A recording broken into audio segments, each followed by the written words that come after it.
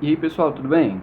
Meu nome é Vitor e hoje eu vou comentar com vocês um pouco sobre a história da colonização da África, especificamente da colonização que aconteceu a partir do século XV, que a África já vem sendo colonizada por outros povos desde a antiguidade, mas isso é um assunto que a gente vai tratar por cima, né? A gente vai dar um pouco mais de foco a alguns aspectos específicos da colonização a partir do século XV, especificamente da colonização portuguesa, né? Os portugueses foram um dos pioneiros nesse processo de que a gente chama de expansão marítima, e aí conversando sobre isso, né, vou tentar conversar sobre a própria história da África aqui com vocês, para a gente esclarecer alguns pontos que geralmente são meio mistificados.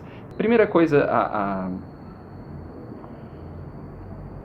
que seria legal a gente comentar é que a África tem uma história anterior à colonização que ela é muito rica, né? A história tem um conjunto de povos que estão lá faz muito tempo, que desenvolveram tradições culturais extremamente complexas. A dificuldade que a gente tem para poder estudar essas tradições, para falar a verdade, se dá pela ausência de escrita.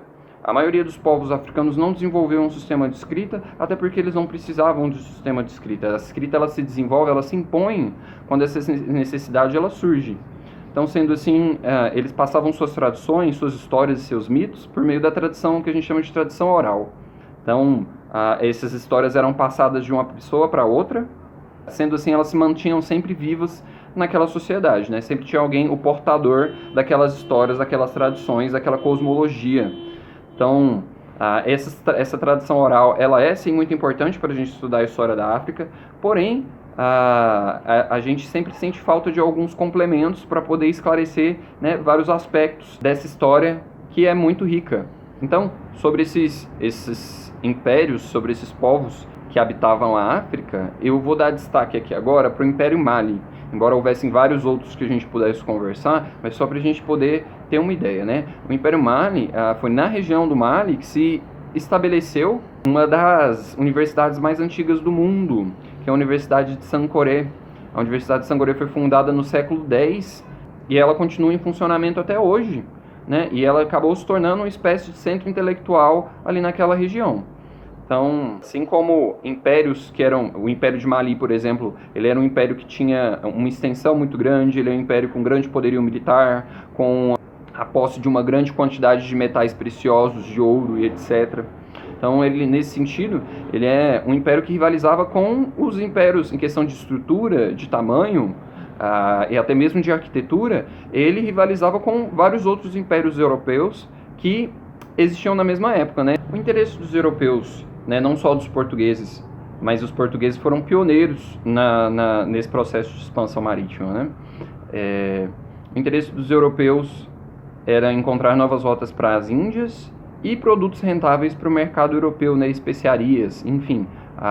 Foi uma expansão voltada para facilitar o comércio, no mais, tanto para encontrar rotas comerciais, tanto para, né, adquirir produtos que seriam rentáveis para esse comércio europeu, né? E finalizando, né, um tópico para enriquecer essa nossa leitura em relação à colonização da África. A escravidão ela já existia, já tinha se estabelecido no território africano antes dos europeus chegarem lá.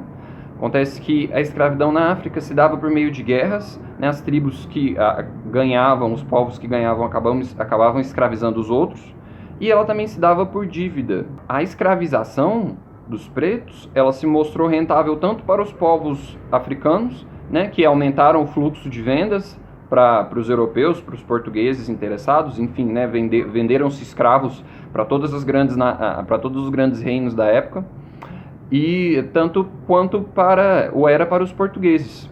Então, a gente tinha essa rota, né, em que compravam-se escravos na África, enviavam eles para o Brasil, e no Brasil eles acabavam produzindo essas especiarias, esses produtos que acabavam retornando para a Europa, enfim. Então esse ciclo econômico se estabeleceu e é muito importante entender melhor o processo de escravização para a gente poder entender todos esses processos históricos que aconteceram não só na própria África, né, mas no que diz respeito à história do Brasil e à história da Europa, a gente entendendo que essas histórias estão, né, intimamente ligadas e que elas não fazem sentido sem que a gente realize essa leitura de cada um desses aspectos, né? Então foi isso, pessoal. Eu trouxe para vocês alguns aspectos sobre a história da África no geral, né? Sobre as dificuldades de se estudar. A gente conversou sobre a colonização da África no século XV, né? Que se deu por meio da expansão marítima na Europa. E aí, acredito que esses tópicos que a gente conversou aqui agora, né, escravidão, a presença de grandes impérios na África, ajude a gente a iluminar alguns trechos da história da África que ainda são muito confusos para a maioria das pessoas e que é sempre interessante a gente estar desmistificando e esclarecendo. Espero que a gente tenha uma boa discussão agora na aula sobre o assunto, que eu sei que vocês prestaram atenção no vídeo. E é isso aí, eu vejo vocês fora do vídeo, né?